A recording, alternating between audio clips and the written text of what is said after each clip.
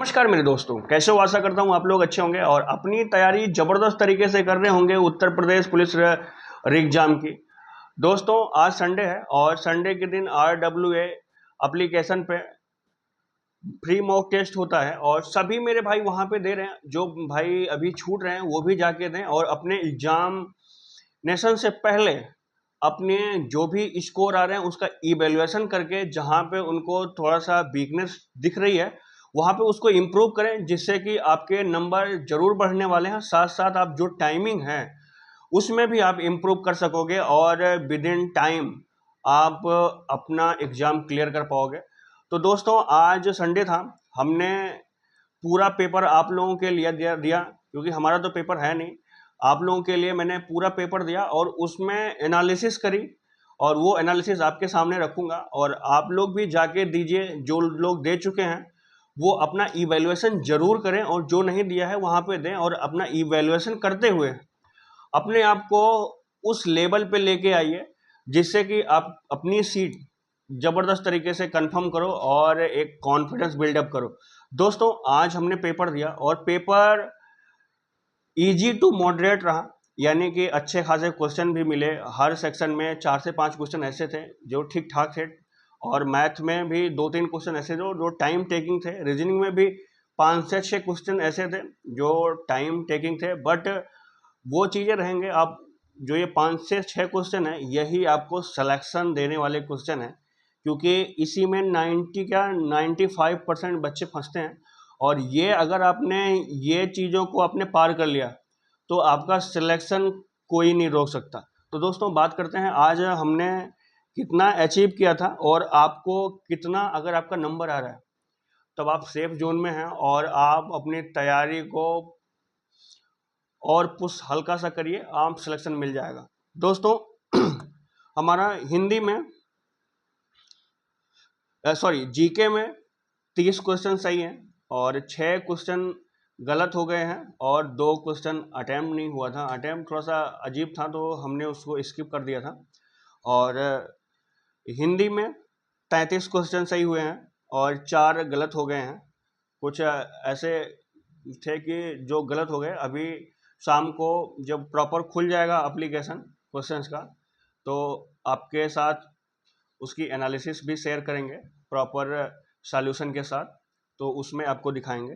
तो दोस्तों, और मैथ में 19 सही हुए हैं, 1 गलत हुआ था और मेंस्ट्रुएशन के भी सवाल अच्छे खासे थे और साथ साथ कुछ ऐसे टिपिकल सवाल थे कि जो 3 से 4 क्वेश्चन जो टाइम टेकिंग थे, बट अगर आप उस पर अच्छे से काम कर लेंगे तो आप कहीं नहीं फंसने वाले हो।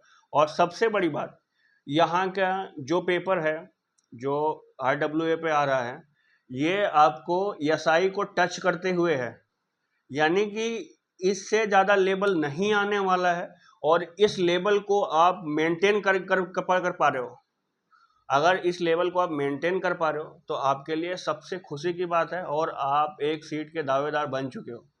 तो ये चीज़ें आप ध्यान रखिएगा और आप 15 से 20 दिन का जो टाइम है उसमें उस लेवल को आपको आना है, चाहे थोड़ा सा ज़्यादा ही मेहनत करनी पड़े, बट आना है तो आना है।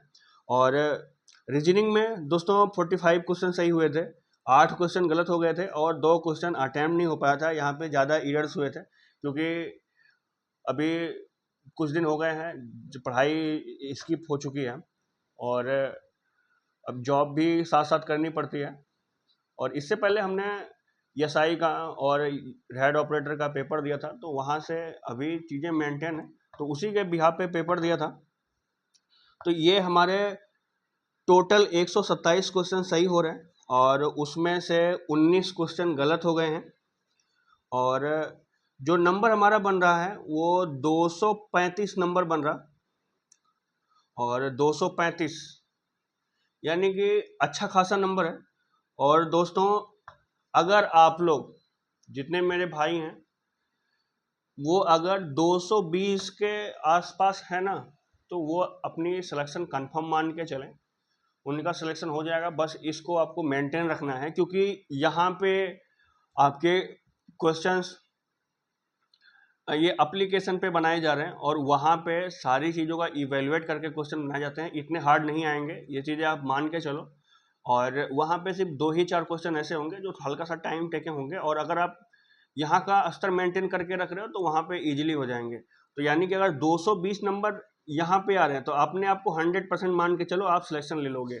और जिनके 200 नंबर हैं वो भी अपने आप को सेफ जोन में माने, और जिनके 190 के आसपास आ रहे हैं आप भी अच्छे जोन में हो, बट आपको थोड़ा सा इम्प्रूव करने की ज़रूरत है।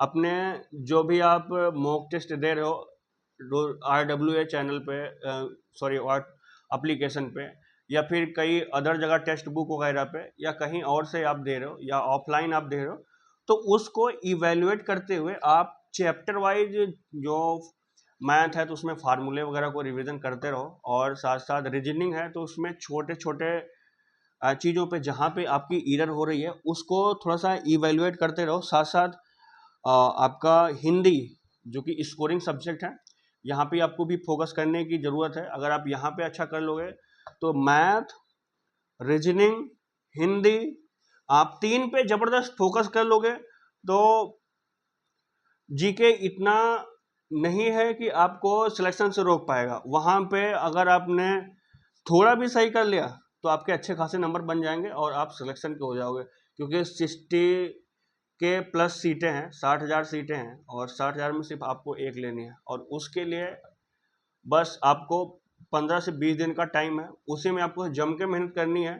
उसके बाद आप सिलेक्शन के दरवाजे पे खड़े रहोगे, और मैं आशा करता हूँ कि सभी मेरे भाई जम के मेहनत कर रहे होंगे और जल्द से जल्द आप लोगों का सिलेक्शन मिले, यही हमारी कामना है। और मैंने प्रॉपर तरीके से सभी चीज़ों की एनालिसिस करी, और ये रही मैंने पूरा पेपर दिया, उसके बाद आप लोगों के लिए डाटा बनाया।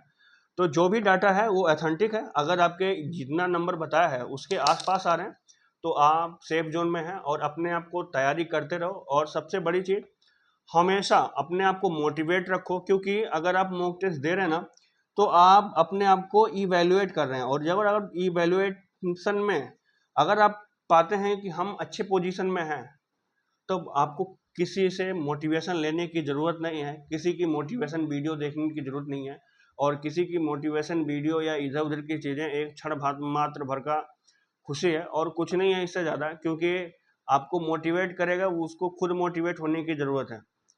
तो आप अपने आप में जो चीज़ें हैं, जो आपका एक्सपीरियंस है, जो आपकी स्किल्स हैं, अगर स्किल्स लग रही है कि हमारा एग्ज़ाम जिसको देने वाले हैं उसके लेवल पे आ चुकी है, तब हमें अपने आप मोटिवेशन आ जाएगा। तो अपने स्किल्स का या अपनी एजुकेशन का, या आप जिस पेपर की प्रिपरेशन कर रहे हैं कांस्टेबल की, उसका आप मॉक टेस्ट देते रहें, मॉक टेस्ट में अच्छा नंबर आप गेन करते रहें, साथ साथ आपको मोटिवेशन आता रहेगा।